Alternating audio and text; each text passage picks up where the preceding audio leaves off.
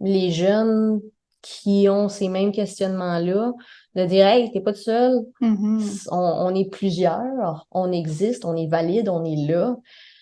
Puis c'est d'autant plus important avec le climat actuel. C'est des extrêmes d'un bord et de l'autre. Autant, je ne veux pas m'embarquer dans la politique plus que ça, mais au niveau de la politique, on le voit. Il y a l'extrême gauche, l'extrême droite, les pour, les contre, c'est noir, c'est blanc, c'est chaud, c'est froid. Il y a pas de milieu, là. Mhm. Mais dans la vie, il n'y a pas juste des extrêmes, il y a des milieux. Puis c'est un peu ça mon travail, c'est de démontrer que l'existence du milieu peut apporter une harmonie.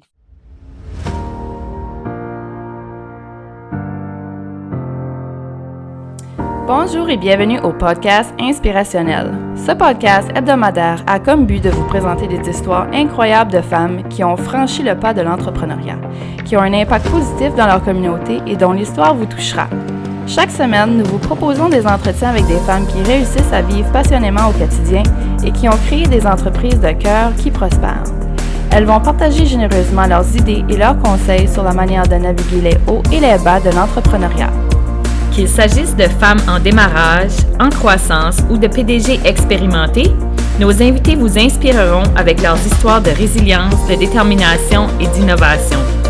Que vous soyez un entrepreneur ou simplement à la recherche d'inspiration, rejoignez-nous pour un voyage dans le monde des femmes d'affaires directement de notre petite communauté dans le nord du Nouveau-Brunswick.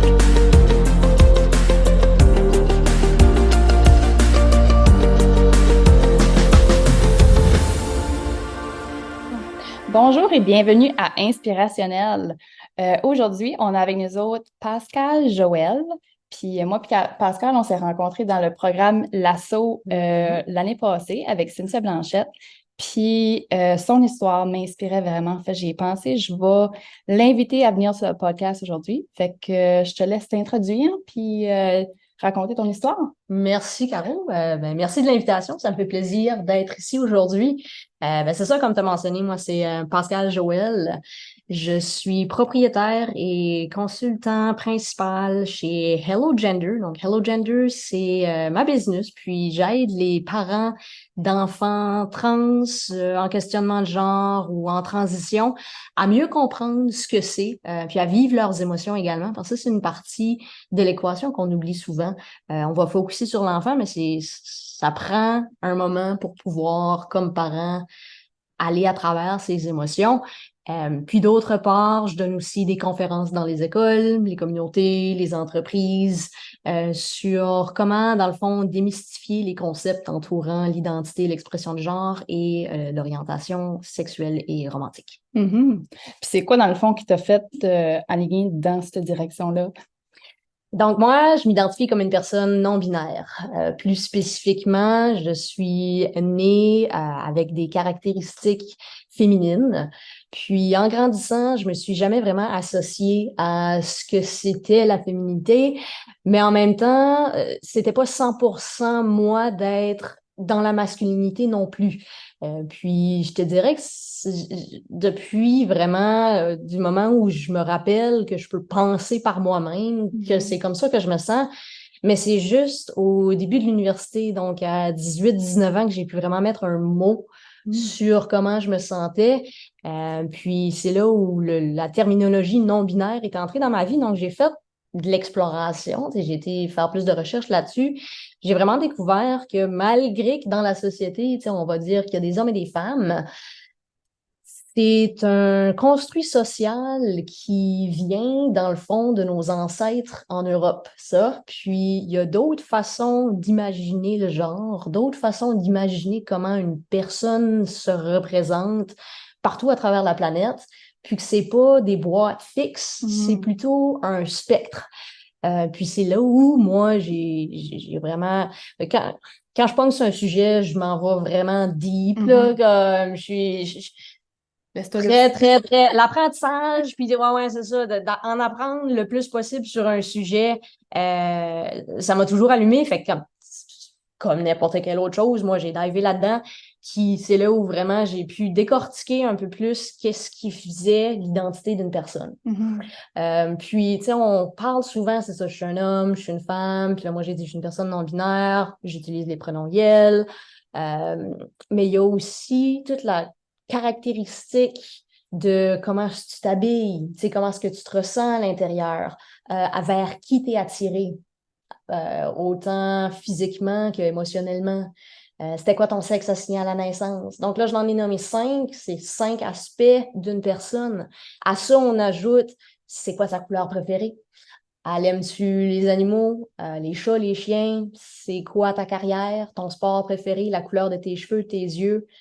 Tout ça compose une personne. Donc, quand on parle de genre, vraiment, on parle seulement d'une petite partie de qu'est-ce qui fait la personne. Puis je veux pas dire que j'ai dédié ma vie à la recherche parce que je suis plus que mon genre, tu sais. Je suis une personne qui aime les jeux vidéo, j'ai une conjointe, 2 chats, un chien, je suis tante, j'ai 2 petits-neveux. Il y a beaucoup de choses qui me définissent dans la vie, mais j'ai fait un peu mon cheval de bataille que je lidais avec mon identité en premier lieu parce que personnellement, moi, j'avais pas d'exemple quand j'étais jeune. J'ai jamais vu personne qui se ressentait les mêmes choses que moi je ressentais. Quand j'étais à l'école secondaire, tu sais, on se développe, la puberté, les amis commencent à avoir des chums, des blondes, tout ce questionnement d'ado-là qui est normal pour tout le monde. En plus, tu ajoutes tout l'aspect de questionner si tu as une place dans l'univers parce que tu ne fites pas dans les boîtes homme-femme intrinsèquement. Euh, c'est beaucoup pour un jeune. C'est beaucoup pour un parent aussi quand le jeune est capable de pouvoir mettre des mots là-dessus, ce qui, maintenant, les jeunes ont plus la capacité puis la possibilité d'utiliser ces terminologies-là parce qu'on en parle plus. Euh, mais ouais, je le fais pour moi à 16 ans, je le fais pour les jeunes qui ont ces mêmes questionnements-là, de dire, hey, t'es pas tout seul, on est plusieurs, on existe, on est valide, on est là. Puis c'est d'autant plus important avec le climat actuel. C'est des extrêmes d'un bord et de l'autre. Autant, je ne veux pas m'embarquer dans la politique plus que ça, mais au niveau de la politique, on le voit, il y a l'extrême gauche, l'extrême droite, les pour, les contre, c'est noir, c'est blanc, c'est chaud, c'est froid, il y a pas de milieu, là. Mais dans la vie, il n'y a pas juste des extrêmes, il y a des milieux. Puis c'est un peu ça mon travail, c'est de démontrer que l'existence du milieu peut apporter une harmonie. Puis je pense comme humain, on dirait que le monde cherche la simplicité. Puis c'est ça, la vie est vraiment pas simple. Il y a beaucoup de choses dans le milieu entre le blanc et le noir. Fait que tu pourrais-tu expliquer un peu c'est quoi la différence entre être non-binaire puis transgenre? Absolument. Donc, je vais remonter même peut-être un petit peu avant pour vraiment faire... J'aime enseigner de façon entonnoir. Donc, si on prend l'acronyme de façon générale, le LGBTQ+, on voit souvent aussi 2 E, LGBTQIA+. Donc, les gens pourront peut-être se demander pourquoi est-ce qu'on continue d'ajouter des lettres. C'est surtout par question de reconnaissance. Donc, l'acronyme LGBTQ+, vous pouvez l'utiliser, il n'y a pas de problème, elle est valide. C'est ce qui décrit la communauté de façon générale. Le 2E est utilisé spécifiquement pour les personnes 2 esprits. Donc, ça, c'est les populations des Premières Nations qui vont s'identifier de cette façon. C'est un terme qui leur est propre et spécifique, puis on le met à l'avant de l'acronyme pour vraiment la reconnaissance puis la réconciliation qu'on essaie de faire avec les peuples, surtout ici au Canada. Puis le IA, c'est 2 autres identités qu'on peut voir qui sont minoritaires, mais je veux dire, sur des billions de personnes, 0,04%, ça représente quand même une grande population, là.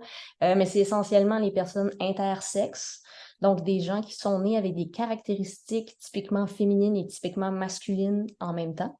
On peut être intersexe toute notre vie sans le savoir parce que à l'extérieur, dans la coquille, comme il n'y a rien qui démontre qu'on a les 2 caractéristiques. Mais si tout le monde était pour faire des tests d'ADN, on verrait que chaque humain n'a pas la même ADN. Puis c'est aussi pour ça que, tu sais, quand on regarde une personne qui se présente typiquement masculine puis qui a des caractéristiques masculines, sont pas toutes 7 pieds avec du poil sur le chest puis une grosse barbe, là, tu sais.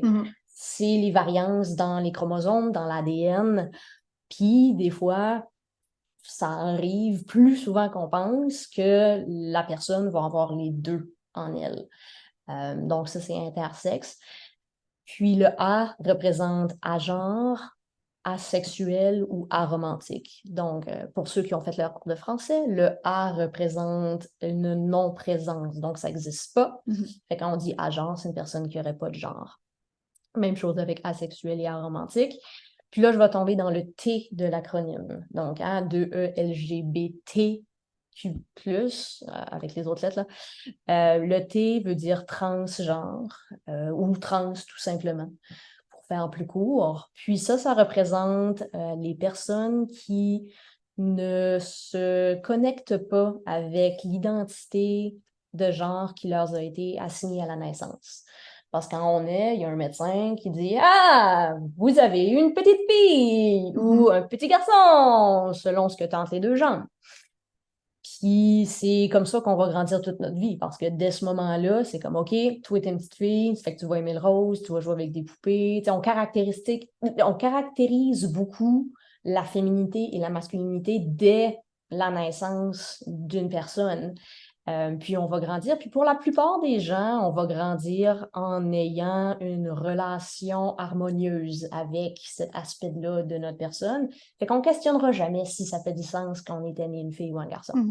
Tu sais, par exemple, né une fille, encore une femme, tout semble bien aller. Je veux pas assumer ton identité, mais comme de ce que je connais.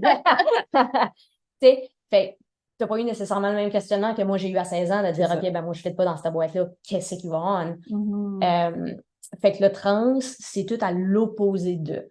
On entend de plus en plus l'expression cisgenre. Donc, une personne cisgenre, ça veut tout simplement dire que tu es dans la bonne boîte.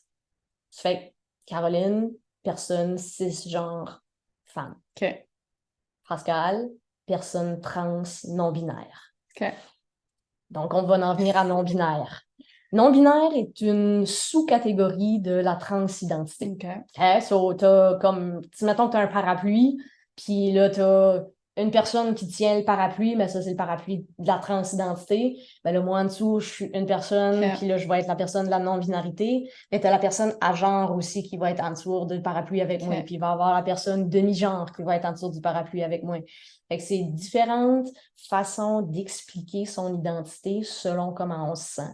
C'est beaucoup de mots, c'est beaucoup d'étiquettes, c'est beaucoup d'identités, mais il y a beaucoup de gens sur la planète qui, souvent, les gens vont se découvrir, puis on va se dire « OK, ben moi, je ne fit pas nécessairement dans ce cadre-là, fait que je vais plutôt m'indiquer comme étant une personne telle, telle, telle. » Fait que oui, ça peut paraître comme si on invente beaucoup de mots, mais en même temps, on est en train de faire un enregistrement sur un ordinateur qui n'existait pas en 1740. Fait qu'à un moment donné, il y a quelqu'un qui a donné un nom à cette bébelle-là. Fait que oui, il y a des nouveaux mots qui sortent, puis ça peut devenir mêlant. Puis non-binaire, dans le fond, ça veut juste dire que c'est pas la binarité. Donc, c'est à l'opposé de la binarité. Binaire étant 2, 1 et 2, 0 et 1, blanc et noir, homme et femme. Binaire. Donc, non-binaire, c'est que je ne fit pas dans le cadre de la société. Non-binaire, pas homme ni femme, à quelque part ailleurs. Qui, lui aussi, est un terme parapluie pour d'autres identités qui rentrent dans la non-binarité. Puis ça continue comme ça, tu sais, comme moi, T'as trans, t'as non-binaire, oui, puis après ça, t'as d'autres choses en dessous de non-binaire. Exact. Fait que tu peux avoir d'autres, tu sais, une personne peut... Comme si je te donne ma pleine identité de genre, là, je suis une personne non-binaire de genre fluide transmasculine. Fait que ça, c'est comme... Je suis en dessous de 3 parapluies. C'est que j'ai mon identité trans, qui est dans le fond, moi, je suis née femme, mais je me sens pas femme. J'ai jamais relate à qu'est-ce qu'une femme devrait être dans la société.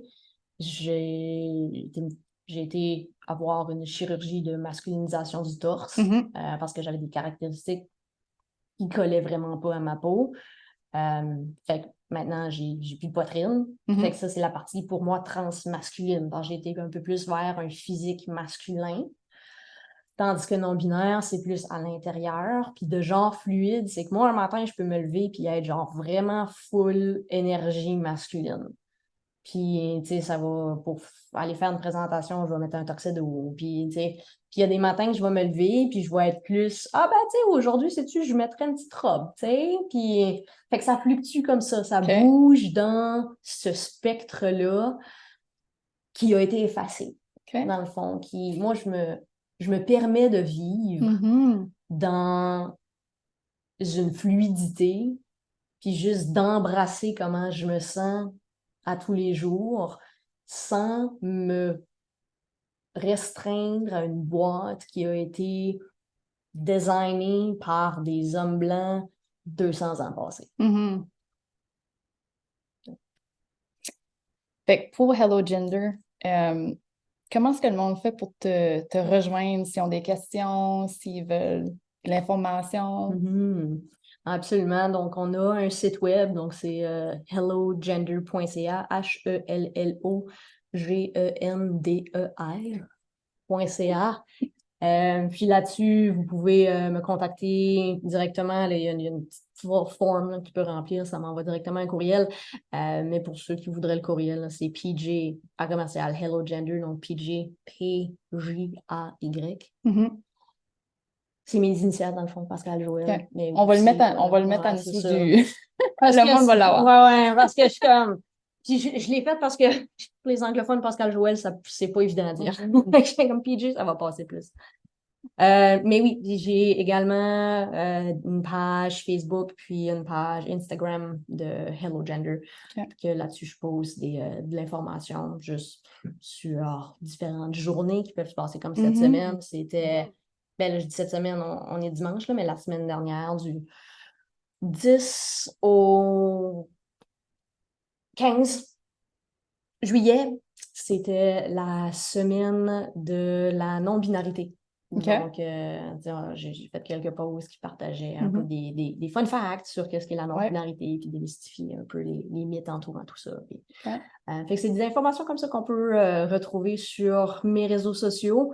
Puis, n'hésitez jamais, si vous avez des questions, n'importe quoi, vraiment, moi, je suis comme un livre ouvert. Il n'y a pas une question qui est une mauvaise question. Moi, je prône le dialogue. C'est comme ça qu'on avance puis qu'on apprend en tant que société. J'ai des recherches, extensive amount of research que j'ai fait dans les 20 dernières années, puis je continue à apprendre à tous les jours, même moi. On parle souvent, les gens ont peur de faire des erreurs, surtout quand on parle des pronoms, peur de faire des erreurs comme on identifie une personne, ou ne se sent pas nécessairement à l'aise par rapport à certaines choses parce qu'on n'a pas été enseigné, ou il n'y a personne qui nous l'a dit de comment est-ce qu'on devrait se comporter avec des personnes de ce genre-là. Même moi, je fais des erreurs. Là. On est tous humains dans la vie. Moi, tant ou si longtemps que ça vient pas d'une place où tu fais exprès pour être méchant. Moi, tu sais, c'est une erreur, on apprend, on move on, tout est beau. Puis je suis vraiment là pour appuyer, aider, démêler la confusion qui vient avec toute cette, je vais dire nouveauté, même si le concept comme tel n'est pas nouveau, parce que nos ancêtres n'avaient pas de genre plus spécifique que ça. C'est un concept très, très nouveau, le genre, en fait, si on prend comme on a larger scale, là, dans l'entièreté de la vie de la planète Terre, là, le concept du genre, c'est quelque chose de relativement nouveau. C'est 300 ans at most. Ça fait que, il y a encore beaucoup de choses à apprendre, puis à désapprendre, puis à réapprendre. Ça fait que, non, c'est un grand travail, mais ça va me faire plaisir d'avoir une conversation avec n'importe qui en ressent le besoin, puis qui veut, puis qui est ouvert à avoir cette conversation. Puis quelle sorte de questions que le monde vient d'habitude te demander, comme quel est tes frequently asked questions? Ton top 5 sont? Je te dirais, l'acronyme en est une assez fréquente. Pourquoi est-ce qu'il y a tant de lettres? Puis pourquoi est-ce qu'il faut continuer à en ajouter? Puis d'où ça vient? Puis pourquoi? Puis ça, c'est quand même assez fréquent. Également, comment appuyer mon enfant. Tu sais, quand je parle à des parents plus, les parents viennent puis ils ont fait un petit peu de recherche, puis ils vont savoir la base de ce que c'est, mais comment vraiment appuyer pour les prochaines étapes. Tu sais, là, OK, mon enfant est trans, on sait ce que c'est, j'ai fait mes recherches, je suis un peu plus à l'aise avec ça, mais j'ai aucune espèce d'idée à m'aligner pour l'aider. Comme, peux-tu m'appuyer dans trouver une psychologue, trouver un travailleur social, trouver un endocrinologue? Il n'y en a pas tant que ça au Nouveau-Brunswick. Moi, j'ai accès à ces ressources-là. Je peux les diriger. J'ai des personnes de confiance que je connais. C'est des incroyables. Comment je dirais ça? C'est des healthcare professionals, là, mais des professionnels de la santé. Oui. Hey! C'est ça que c'est avoir un cerveau bilingue. C'est ça que c'est au Nouveau-Brunswick. Comme ça, c'est correct. Tout le monde va se comprendre. Right. Moi, c'est ça, moi, j'ai fait 100% confiance, donc j'ai facilité d'accès à des ressources qui autrement sont difficiles à trouver parce qu'il n'y a pas un endroit spécifique au Nouveau-Brunswick où tu peux aller puis toute l'information va être là. Ah ouais. C'est beaucoup de recherche de la part des parents, de la part des jeunes. Il n'y a pas un one-stop shop, si tu veux, là, jusqu'à c'est comme « Hey, ton enfant est trans, voici qu'est-ce qu'il faut que tu fasses! » Et c'est un peu ça que j'essaie de faire avec les parents, d'alléger la lourdeur du processus. Fait que oui, c'est ça, à You, trouver des informations, c'en est une assez fréquente. Aussi, souvent, malheureusement, les parents vont être pas sur la même longueur d'onde. Un parent va être OK avec le concept que l'enfant est trans. L'autre parent va avoir plus de difficultés avec. Donc, c'est comment travailler avec ce parent-là. Comment approcher la discussion, comment avoir. Puis souvent, c'est des peurs. Hein, on a peur que notre enfant se fasse intimider. On a peur parce qu'on ne connaît pas ce que c'est. On n'a pas eu d'éducation, on n'a aucune espèce d'idée. On s'embarque dans une aventure qui nous est totalement inconnue. Le changement fait peur. Mais ça vaut la peine de rappeler que la seule chose qui ne change pas dans la vie, c'est que ça change.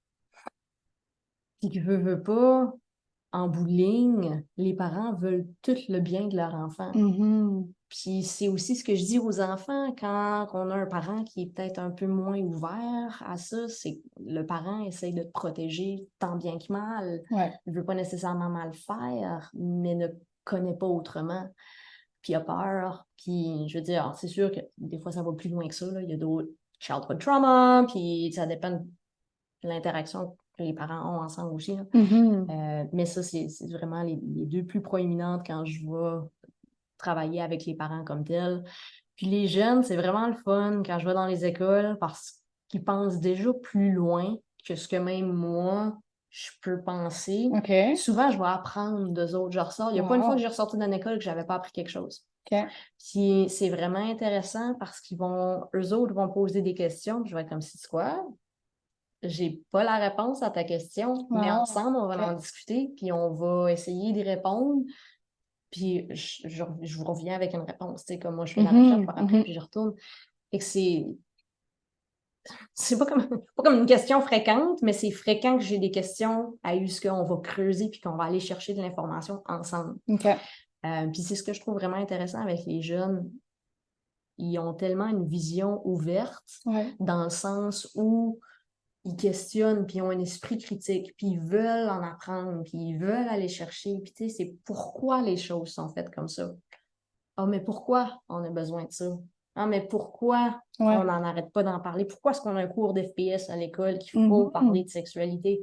Pourquoi est-ce qu'il y a des parades, puis des fiertés, puis des ci, puis des ça? Puis pourquoi est-ce que vous êtes si tant flamboyant? Puis c'est beaucoup du pourquoi. Puis là, on jase, puis on démystifie, puis... Je trouve avec le temps, le pourquoi, on dirait qu'il s'en va. Plus que tu viennes adulte, on dirait que tu poses moins de questions. Je sais pas si c'est à cause qu'on essaie de pas déranger ou qu'on veut pas insulter personne. On dirait que quand c'est un enfant, tu penses pas à « je vais peut-être l'insulter ». Je vais juste poser la question.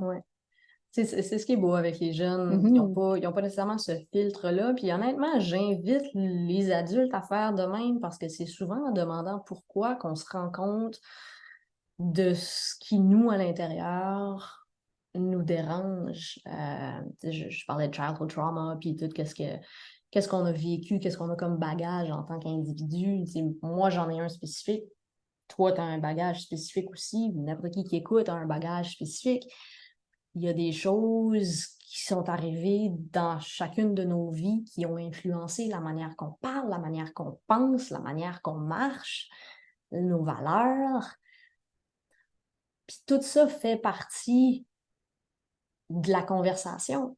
Parce qu'encore, on n'est pas juste notre identité de genre, ou on n'est pas juste notre carrière, ou on n'est pas juste notre couleur de cheveux. On est tous ça en même temps. Ouais. Je pense que c'est là où ça se perd un petit peu dans le dialogue, de comme on essaie d'exclure l'identité de genre pour dire ah, ça, c'est la bête noire, faut faire quelque chose à propos de ça, faut mettre des lois en place pour s'assurer qu'on assure l'ordre social, puis que tout se mette en place comme il faut, comme qu'on l'a imaginé, comme que le construit social dit que ça devrait être. Mais de ne pas vivre dans ces boîtes-là, c'est ce qui libère, c'est ce qui fait peur. Si on... Là, je pourrais me rendre en politique, je vais peut-être prendre une pause. Mais c'est ça, comme, qu'est-ce qui pourrait être les conséquences de pas écouter ton enfant qui se questionne sur ces choses-là? Alors, si tu veux, je suis blunt à 100% avec toi, un suicide. Ouais. C'est malheureux à dire, mais c'est une réalité. 45% des jeunes de LGBTQIA+, dans la prochaine année, dans les prochains 12 mois, vont penser fortement au suicide et à peu près 30% vont agir. OK. Si un parent ou l'environnement, la communauté, l'école, son environnement immédiat, là, les personnes qui côtoient à la maison respectent, là je parle surtout pour un enfant transgenre ou non-binaire, seulement respecter les pronoms, le nom, puis on l'appelle le nom choisi, là, mais pour moi c'est juste un nom, c'est pas des pronoms préférés non plus, c'est mes pronoms, c'est pas une préférence. J'aime mieux la crème glacée à la vanille qu'au chocolat. Ça, c'est une préférence. Ouais. Mes pronoms, pas une préférence. Okay. C'est ça que c'est. Oui. Mais le respect de tout ça va diminuer le risque du suicide de cet enfant-là de 70%. OK. C'est pas négligeable. C'est vraiment pas négligeable. Puis, quand je fais des présentations dans les écoles, je le ramène au pourcentage de ce que ça pourrait être dans une école. Fait que si on se dit, c'est une école de 1000 élèves, c'est 450 élèves. Wow, OK. C'est presque la moitié de l'école, juste wiped out en un an. Wow. Possiblement. Ou qui ont eu des pensées. C'est sûr que ça, c'est le end all be all, c'est la pire chose qui peut arriver. C'est le unalivement, là, c'est le suicide. Mais avant le suicide, il y a toute la question de la santé mentale. De comment affecter physiquement, mentalement, émotionnellement, un jeune peut se sentir. Parce que tu es déjà en train d'essayer de te figure out comme jeune. Il faut que tu fasses un choix de carrière avant 19 ans parce qu'il faut que tu ailles aux études. Il faut que tu analyses si tu aimes les garçons, les filles, tout, pantoute, on ne sait pas trop ce qui se passe. Il faut que je fasse une décision parce qu'il faut que j'aille ça tout figure out avant 20 ans. Puis en plus, je me demande si je fit dans ce que la société m'a assigné comme genre. Puis là, puis c'est beaucoup. C'est une pression constante sur ta personne. Puis ce qui est difficile, c'est que tu te demandes si ça vaut même la peine que tu sois là. Puis, tu sais, veux pas, ça part tout de quelque part. Puis les problèmes de santé mentaux vont amener éventuellement, potentiellement, à un suicide. Mais si on est en mesure de l'arrêter avant, on a plus de chances de pouvoir vivre une longue vie, longue et prospère, en étant 100% soi-même. Puis c'est ça, je peux pas parler de ça sans mentionner le risque qui vient avec ne pas respecter l'enfant. Puis je sais qu'on voulait jaser de la politique 713, fait que je vais peut-être prendre l'avant un petit peu. Puis dans la politique, je pourrais l'expliquer davantage, là. Mais le changement qui a été apporté, essentiellement, enlevait les droits à l'enfant sur son propre corps. Avant 16 ans, maintenant, il faut que le professeur avise les parents que l'enfant veut utiliser tel ou tel pronom et nom à l'école. Donc, c'est de outer cet enfant-là. Mais si l'enfant n'est pas dans un environnement familial qui est ouvert et sécuritaire, on risque de le mettre dans une situation où c'est pas sécuritaire, autant pour sa santé mentale que physique, le mettre dans une situation qui pourrait causer des problèmes de santé mentaux et le mettre dans une situation qui pourrait potentiellement mener à un suicide chez cet enfant-là. Donc, c'est beaucoup plus sérieux que juste de dire « Ah, on veut que les parents soient au courant. » Ouais. Oui, les parents ont le droit d'être au courant. Je ne suis pas en désaccord avec cette affirmation. Cependant, si ça met la vie du jeune en danger, le jeune a le droit, c'est constitutionnel dans la Charte des droits des jeunes, a le droit à son autonomie corporelle. Puis ça fait partie de ça. J'ai le droit de choisir à quel moment je suis comme personne à l'aise de le dire à telle personne ou à telle personne. Puis si je sens pas que mon environnement familial est propice, puis que ça va me mettre en danger, non, je veux pas le dire. Puis que l'école me donne la liberté d'explorer. Parce que ça aussi, on l'oublie souvent. L'exploration, c'est encore si une personne se dit non-binaire, puis qui est pas sûre, puis qui explore, puis qui, je sais pas, moi je m'appelle Pascal, j'ai pas fait de changement de nom parce que ça fit ma personnalité, ça fit moi, mais mettons que je voudrais m'appeler Andrew. Là, je teste ça pendant 1 mois et demi. OK, vous m'appelez tout Andrew, puis on essaye ça, puis finalement, ça colle pas, puis je reviens à Pascal. C'est correct. Hein? Avant, je fais la comparaison avec l'université. Avant, c'était mal vu de changer de bac. Avant, tu allais d'un bac, tu finissais ton bac, puis tu travaillais là-dedans, puis tu étais malheureux toute ta vie. Mais c'est pas la réalité. On n'a pas besoin d'être malheureux toute notre vie. Puis ça vaut autant pour un bac à l'université que j'ai fait 3 ans comptabilité, puis you know what, c'est pas pour moi la comptabilité, je vais aller faire GLST, puis je finis mon bac là, puis finalement, c'est pas ça que je veux faire, je vais faire un bac en éducation de 5 ans, puis j'ai fait 12 ans à l'université, mais je fais quelque chose que j'aime dans la vie. C'est bien mieux ça que taper une carrière en comptabilité, que tu arrives chez vous, puis que tu veux t'arracher la tête parce que t'es pas... Tu sais, même chose au niveau de l'identité de genre. Pourquoi c'est si tant un gros flafla, par manque de mots, c'est tant une grosse chose de ne pas pouvoir essayer des noms ou des prénoms, des pronoms, puis de dire « Ouais, non, si finalement, ça, c'est pas moi. » OK, check, one step closer de qui ce que t'es vraiment. Avec essayer que l'école soit un endroit où ce que le jeune peut s'explorer, c'est merveilleux, c'est beau, ça leur donne un espace. Puis là, ils n'ont plus cet espace-là. Puis ils l'ont pas à la maison non plus. Ça fait que ça risque de créer un précédent qui est très, très dangereux au niveau du Canada en entier. On le voit aux États-Unis, là. Ce qui est en train de se passer dans les écoles, ce qui est en train de se passer dans beaucoup d'États. Il y a beaucoup d'anti-trans laws qui sont mises en vigueur pour protéger la société. Mais la protéger de quoi? La grosse question qu'on se pose dernièrement. La protéger de quoi? La couleur? Moi, je veux juste minder ma own business, là. Je veux juste être. Je veux juste être. Ça te dérange en quoi que j'ai une opération de masculinisation du torse ou non? Moi, je suis mieux dans ma peau. T'sais, c'est cette perspective-là aussi. On est très, très individualiste comme société. Puis il y a, encore une fois, beaucoup d'extrémistes. Ça fait quoi? C'est des conversations qui sont nécessaires, puis qu'on n'a pas assez souvent, je pense. T'as vraiment mis le cherry on top of the ice cream. Merci beaucoup, beaucoup, beaucoup, beaucoup d'avoir venu jaser avec moi. J'apprécie comme 3000. Merci à toi de m'avoir invité. Aucun problème, ça fait mon plaisir. Fait que toute ton information, je vais le mettre en dessous du vidéo sur YouTube, puis tout le monde va avoir accès à ça. Oui, absolument. Fait que je te souhaite une super belle journée, puis merci d'avoir venu me voir. Merci à toi.